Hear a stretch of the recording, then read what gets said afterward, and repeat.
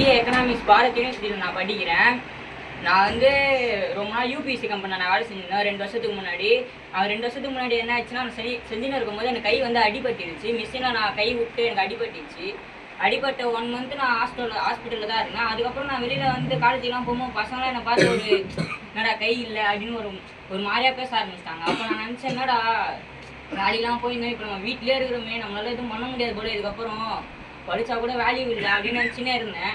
என் friend Akash கிட்ட நான் சொல்லி வச்சுருந்தேன், இந்தமாரி வேலை ஏதாவது இருந்தால் சொல்லு அப்படின்னு சொன்னேன். அவர் என்ன பண்ணார், இல்லை எங்கள் கம்பெனியில் எடுக்கிறாங்க ஆள், நீங்கள் வந்து இன்டர்வியூ அட்டன் பண்ணி பாருங்கள், உங்களுக்கு பிடிச்சா வந்து சேரு அப்படின்னாரு.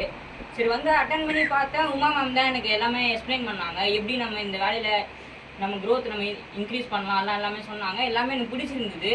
சரி வீட்டுக்கு ஃபோன் வச்சு இந்தமாரிம்மா காசு கேட்குறாங்கம்மா அப்படின்னா எங்கள் அம்மா என்ன சொன்னாங்க, யோசிக்காமல் எதுவுமே சொல்லிச்சு, பரவாயில்ல நீ எடுத்துகிட்டு போய் கட்டிடு, உன் மேலே உனக்கு நம்பிக்கை இருந்தால் அது போதும் அப்படின்னாங்க. நான் ஃபஸ்ட்டு சேருமா நான் என்ன நினச்சேன், என்னடா இவங்க பாட்டில் ஏதோ அச்சீவ்மெண்ட் ஏதோ சொல்கிறாங்களே, ஒன்றுமே புரியல, நம்மளாம் அடிப்போமா அப்படின்னு நினச்சேன். ஆனால் வந்த ஒரே வாரத்தில் நான் ஸ்மார்ட் அச்சீவர்